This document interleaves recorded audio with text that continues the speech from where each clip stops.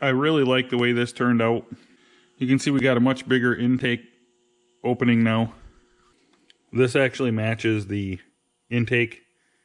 I cleaned up the combustion chamber some.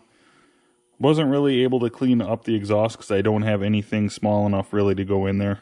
So we're going to call that good. And I think we're ready to pop this cylinder head back on now.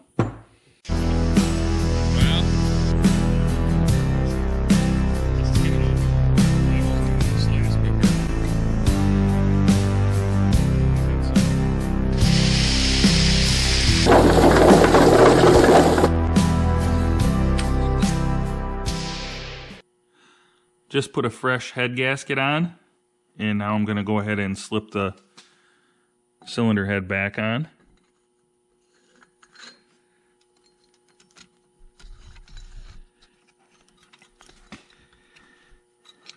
Oh, whoops. Before I do that, I want to put the cam back in. Okay, what I've been doing off camera is just cleaning up all my gasket surfaces. Getting the gaskets ready here. I slid my cylinder head back on and got the camshaft sprocket just setting on there, because now we're going to have to time it. What I'm going to do first now is go ahead and get the cylinder head torqued down. Then we're going to go ahead and set the timing of the cam. After we get the cam timing set, we'll button everything up and we should be ready to put it back in the frame.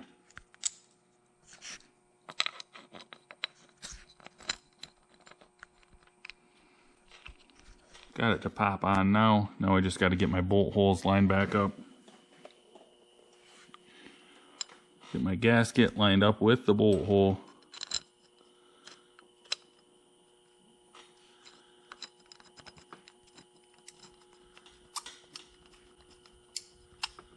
Okay, we can't put this cover on yet.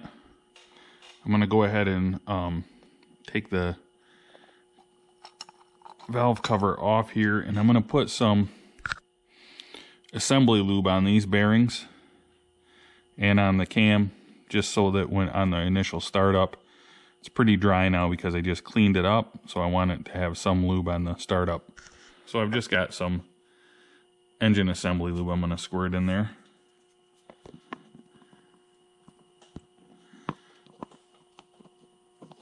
And it should do the trick. If I can get it to go in.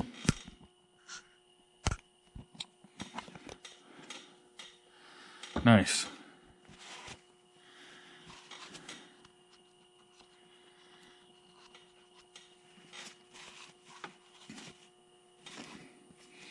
This stuff is always a mess. Got some up in there. Hopefully it is enough to lube things up.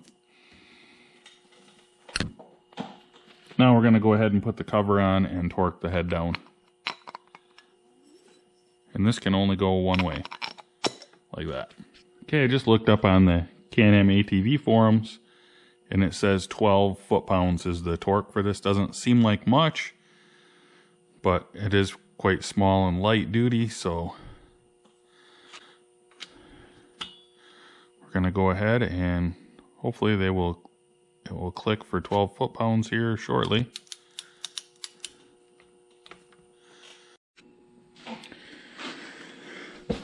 So I've got the cylinder head torqued down and the side cover on the other side torqued down. I was able to find somewhat of a marking. There's a T right on the back of this flywheel here. I'll turn it up a little bit in just a second. But there is also where the bolt goes through, it like machined out into like a pointer. And I've got it pointed right at the T now. I'll show you the T. So there's a T and an F, but the T is right there. So when I line that T up with that pointer, when you look in the cylinder, which you probably can't see in there very well, the piston is all the way up at top dead center. So what we need to do is make sure that our mark here, there's a circle, is lined up with the notch here, which it is. And then after I did that, forgot to get the camera out, but I put the spring back in and I could hear the chain tensioner click down. So now we're just going to go ahead and put the other 2 bolts in the cam sprocket and tighten it up, and we should be good to go. Okay, so at this point we have our port work done on our head, and we have it all back together and timed. Now we're going to work on another part of the kit, which is the clutching. We got a new spring which goes down here,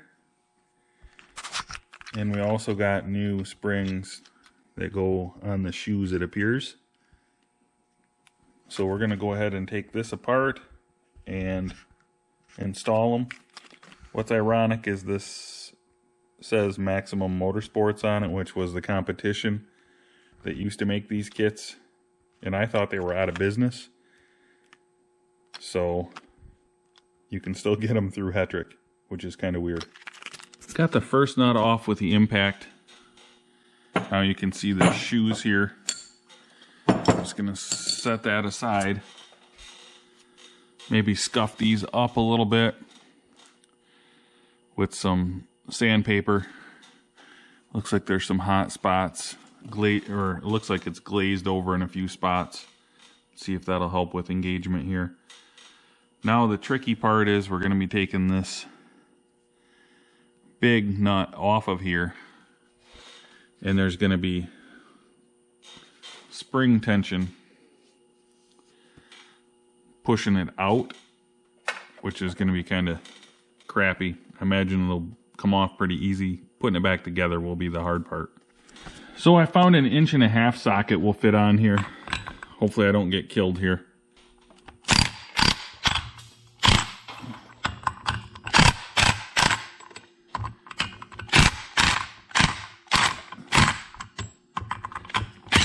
Whoa. Yeah, there was a little bit of force holding that on. So here is the stock spring. Okay, you can see the new spring is shorter, but it looks like it has a bigger diameter. This one moves fairly easy. This one's a little bit stiffer. So that's just going to go on like that. And then we have to go over here now and get our shoes that went flying. And we're going to be replacing these springs. So I think that this determines the RPMs that the clutch engages. So if you put different tension on the springs, these are weighted and they will fly out at a different RPM, which I'm going to guess is going to be a higher RPM. It's going to fly out and hit the drum and make it go. And then I'm guessing the spring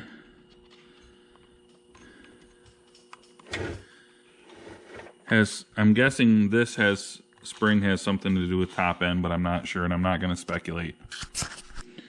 Okay, I'll show you how I got these springs out. What I did was probably not the right tool for the job, but I could get in from the side. I could get in from the side like this.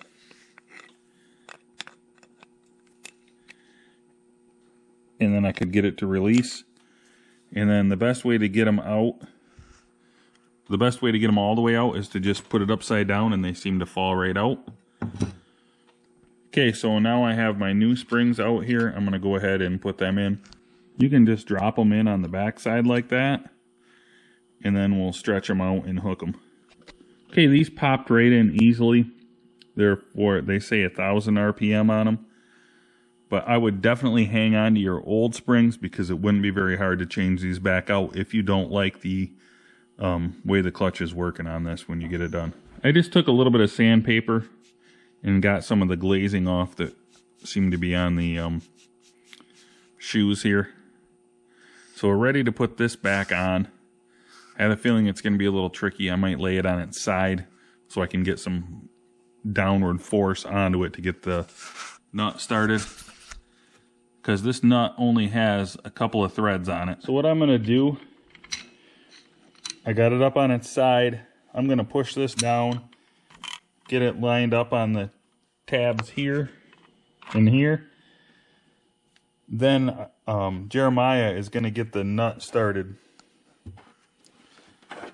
But between the two of us, we don't have enough hands to record and do it. It's going to take all we can do just to get it started. Okay, that didn't go too bad up on the bench here. I was holding the spring down with the shoes. I was holding all that down, and Jeremiah was able to get the nut on and started. So now I'm just going to buzz it to make sure it's tight.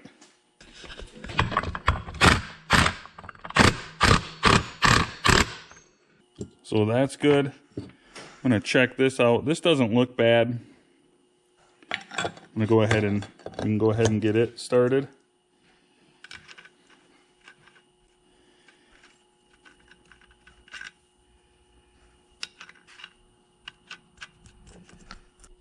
We'll go ahead and buzz this down now.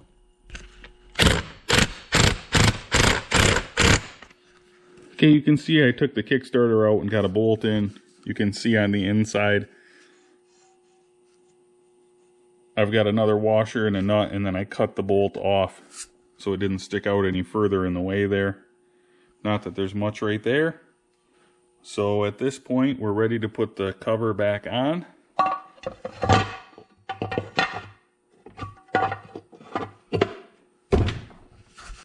We just got to throw our bolts in for this. Got the motor cleaned up now and ready to go in. Probably should have cleaned it before we took it apart, but it looks a little better now anyway, at least before we put it back in.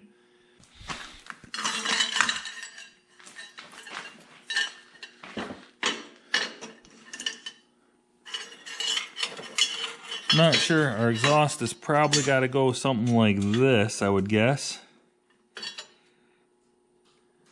So I'm going to set it in here and then get the motor hopefully slid in there. So I've got it set in just about where I want it.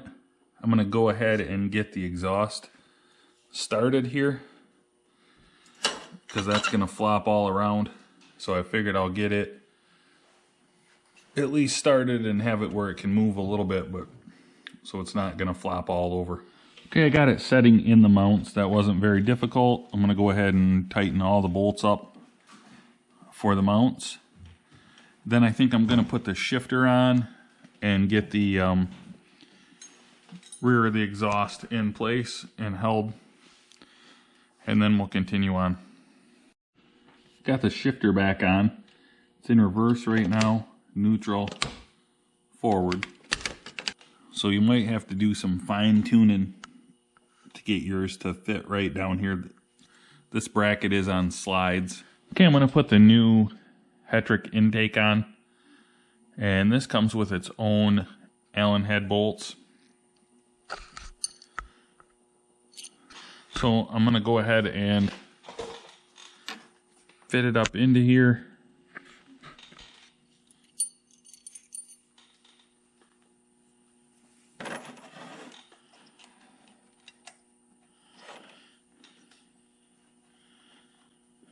I'm going to get this one started. Hopefully the gasket stays in place.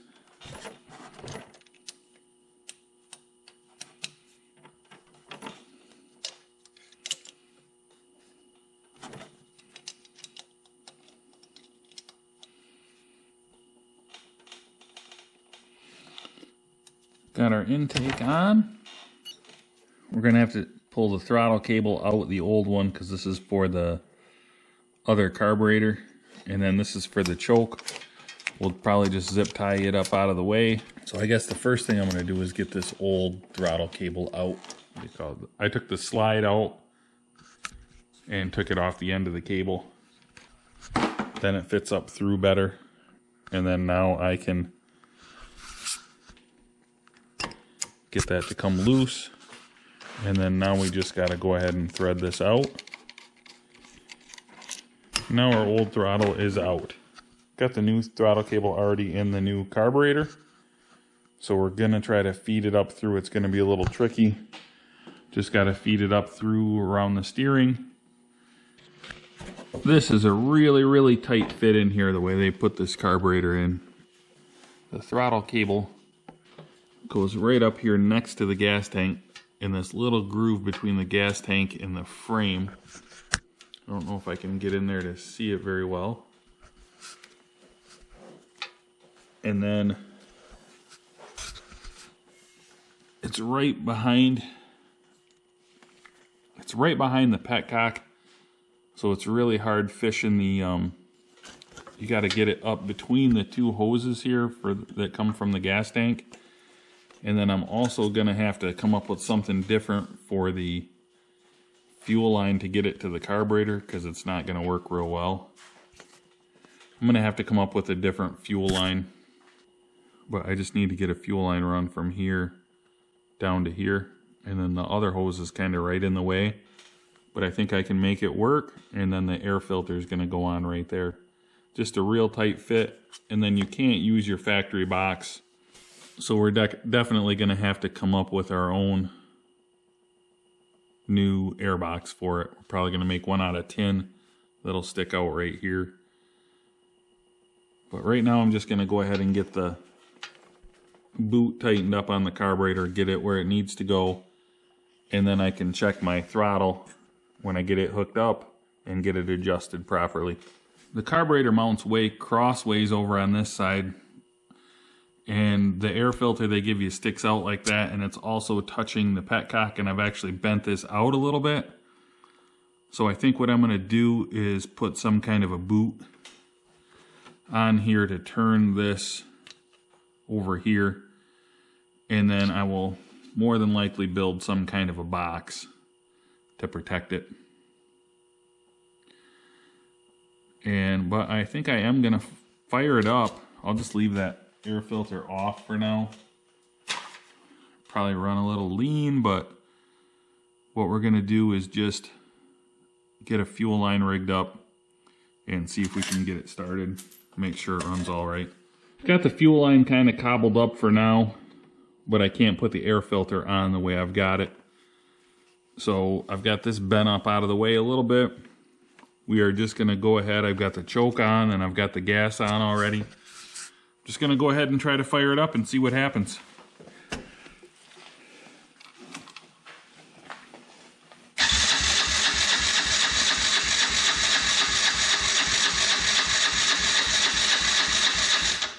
So I've been horsing around with it and I had no spark. And I guess this ground that was hooked to the intake is pretty important. I had forgot it because my new one is different.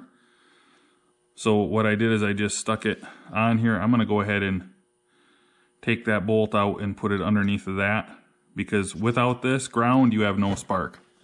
Got the ground hooked on there. I'm gonna go ahead and fire it up now.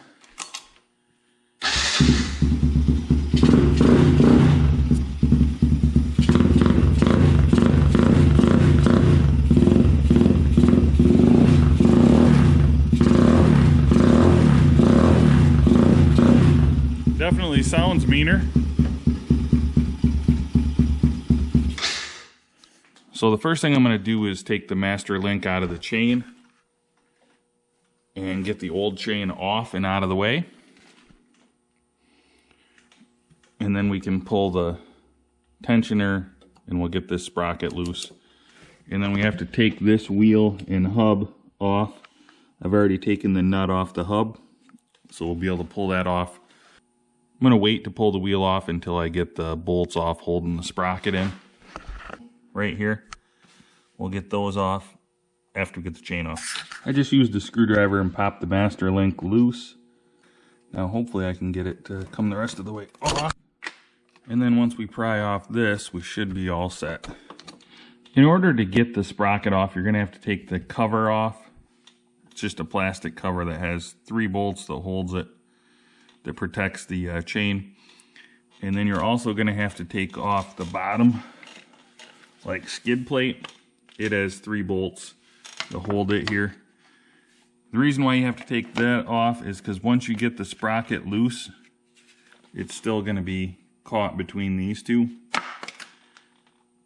So all you have to do to get the sprocket off then is to take these 3 bolts out, and then they're going to stay right in there. And then the sprocket fits on these dowels here, there's 3 of them. And then it just pops off and slides down the axle. Now we're ready to take the hub off and get this old sprocket off, and we can put the new one on. Here's the new sprocket, aluminum.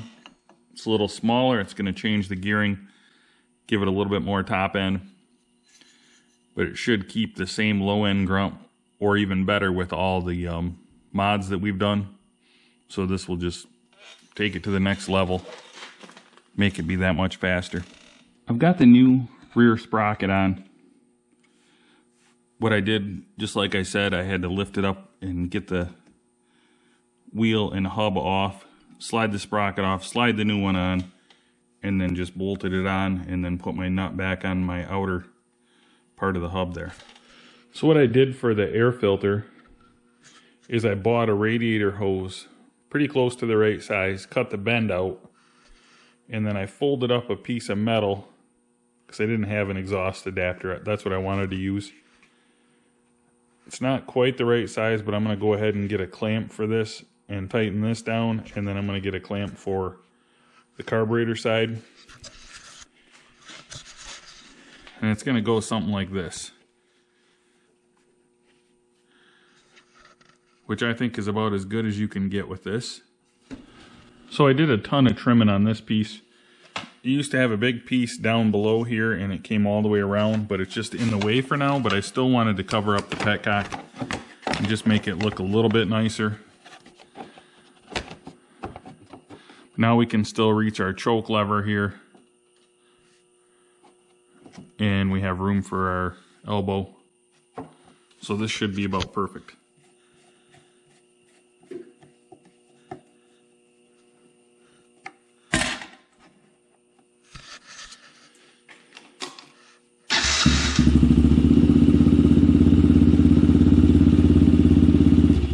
So I ran this quad for a while, and it seemed to run okay, but it didn't want to rev good, and it actually seemed like it was a little bit too rich. I put a brand new plug in it, and then I did some research online, and one of the big problems for the Can-Ams is they don't make an aftermarket CDI, and apparently they used to when they quit making it. But that would help a lot if you could get it to rev more, but it limits it. So one thing I found, and I thought it was worth a try, was I unplugged the single wire that is... I unplugged the single wire off the CDI. Some people said it makes theirs run better, and some said it didn't. But there is a big plug on there, and then there's just a single wire. I disconnected the single wire, and it seemed to run a lot better.